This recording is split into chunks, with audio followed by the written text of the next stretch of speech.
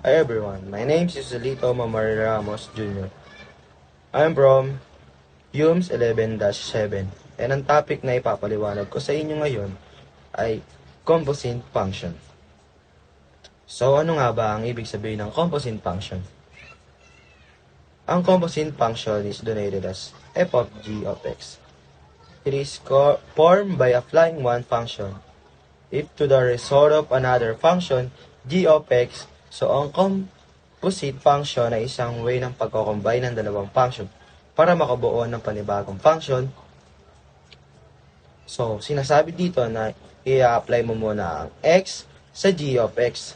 Then taking your result ng g of x, gagamitin natin as input para sa function ng f of x. Para mas maintindihan ninyo, let's have an example. F of x is equal to 2 times plus 1 at g of x is equal to squared. Hanapin ang f of g of 3. Ang unang gagawin ay hanapin ang g of x. So, ang x natin is 3. So, g of 3 equals to 3 squared.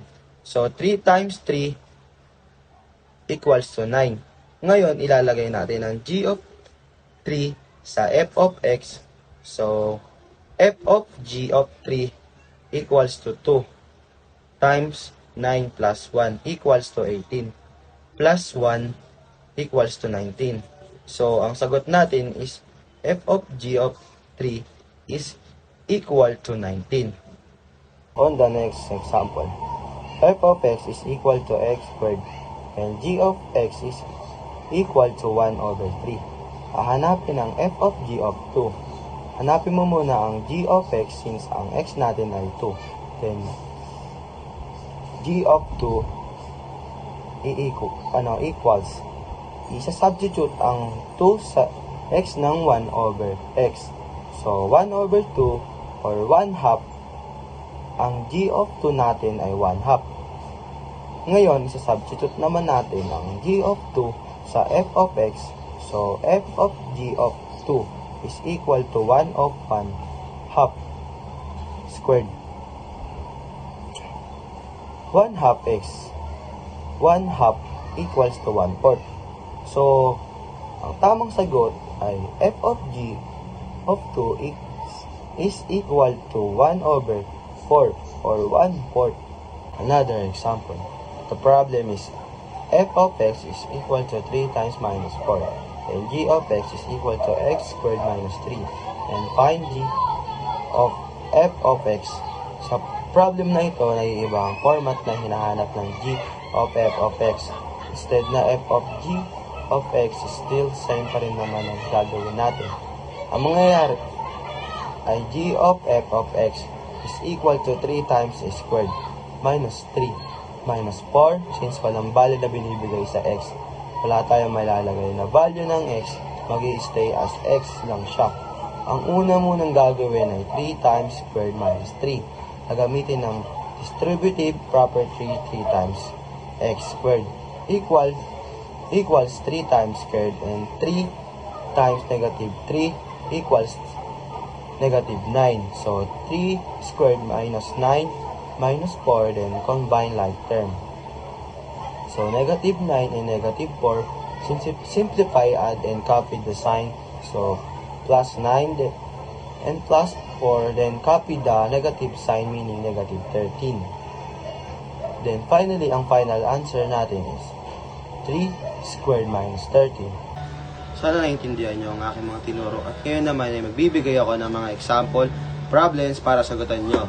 The first problem is f of x is equal to 3x plus 2 and g of x is equal to x cubed minus 2 and find f of g of 2.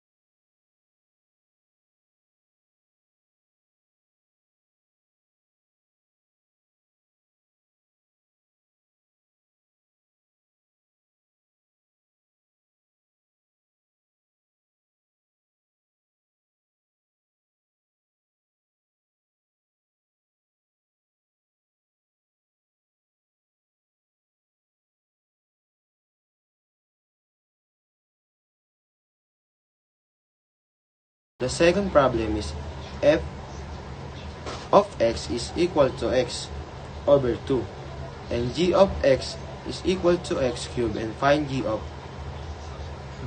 of f of 2.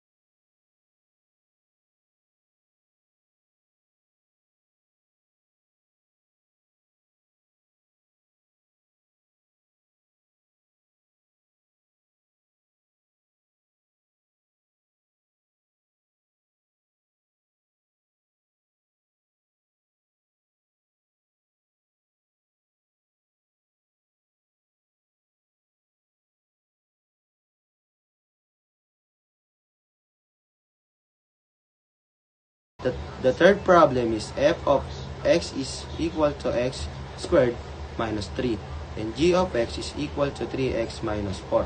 Find f of g of x. Goods ba?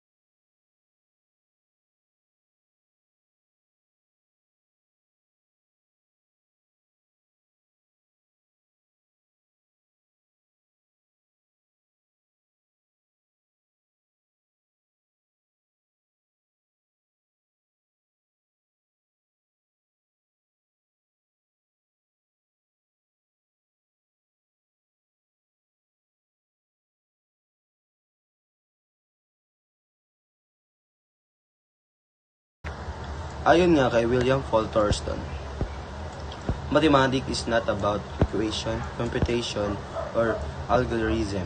It is about understanding.